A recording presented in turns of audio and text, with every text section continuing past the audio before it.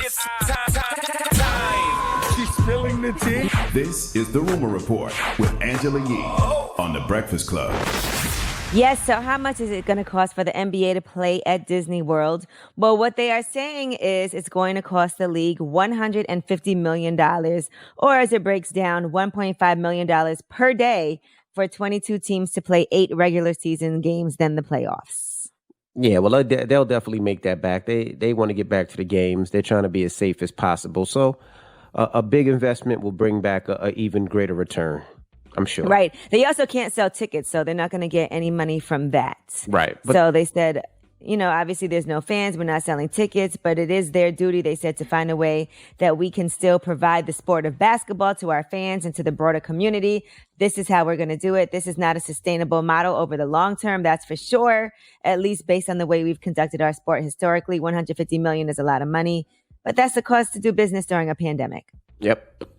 All right. Tamron Hall is being accused of being insensitive, and that's because at least 18 staffers have been laid off. So earlier this year, she has, they signed on Candy Carter as their new executive producer, and she previously served as executive producer at The View, and she brought on several new production staffers who worked on the Oprah Winfrey Show. But they said now, as they're just not, quote, fired. They just did not renew certain people's contracts. I've seen people mad at that. But if during the pandemic, a lot of people are getting furloughed and a lot of people are getting let go. So I didn't understand the problem or the situation. I mean, people are not working, so I understand. There's been so many job cuts, so many different places. I was confused. I was lost. Right. Well, they responded from Tamron Hall show. They said the story is entirely inaccurate. There were no layoffs or firings. Rather, the show is making behind the scenes changes and chose not to renew some staff. We appreciate everyone's contributions to our first season. Change is not uncommon for a show between seasons. It remained a top priority to ensure our entire creative team remained employed during the season in the midst of the pandemic. Okay. They made some changes.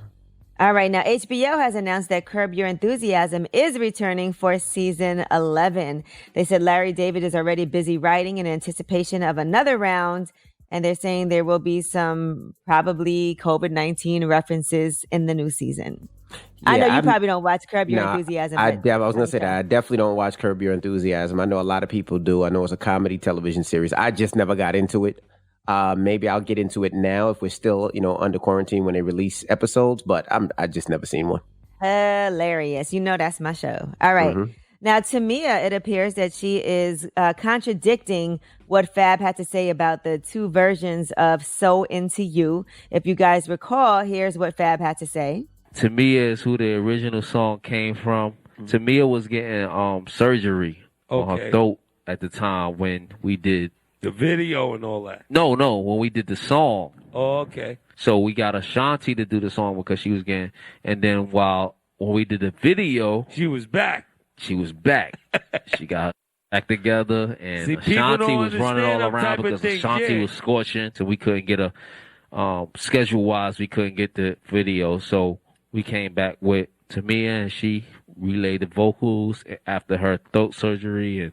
Well, Tamia posted 25 years, 8 albums, 0 throat surgeries. So I guess that's her response, which would make it seem like what Fab is saying is incorrect. Yeah, this, we always say there's 3 sides to every story. It's her side, his side, and then the truth. I wonder what it is. I don't even care. I mean, the song came out amazing regardless. Her version was dope, and Ashanti's version was dope. It doesn't even matter to me anymore. I mean, that was 15 years ago, 20 years ago? Mm-hmm. All right. And you can see this next story on binnews.com. That's BIN news.com. That's a new network that was launched by iHeart, Black Information Network. And Terry Crews, people are upset because he just can't get it right. He needs to just stop tweeting. He tweeted out, "If you are a child of God, you are my brother and sister. I have family of every race, creed, and ideology. We must ensure hashtag Black Lives Matter doesn't morph into hashtag Black Lives Better." Where's Terry Crews' wife? It has to get to a point his wife got to be like, "Baby, just give me the phone." Like where's his significant other? Where's the person in his life that's saying, "Yo, you're wilding right now"? Where's that person? Don't we all have that person in their life? I know that for me, that's Gia. I mean, where's that person for? He just wants people to take into account that we are human beings also. And since people act like Black lives don't matter, like the police, like other people from different communities. Just that we matter. Our lives just matter. It's not saying it's better. Just let us have those fundamental rights that we should have as human beings. Just let people know, yes, our lives do matter. It has nothing to do with us being better than anybody. Just stop killing unarmed Black people. Stop calling the cops when no one's committing a crime. Stop assuming that Black people don't belong in certain spaces.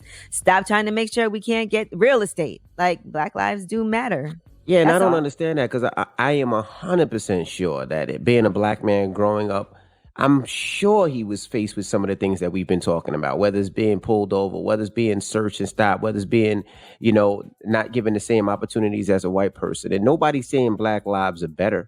We're saying Black lives matter, like you said. And I really don't understand what he doesn't get or why he's standing against that. I really don't. Like, it doesn't make any sense to me. All right, we're going to play a new song right now, too, by the way. Kanye West and Travis Scott, Wash Us in the Blood. And then we will discuss later on in the show. But make sure y'all check this out. This is a brand new song that they just put out yesterday. Kanye West, Travis Scott, Wash Us in the Blood.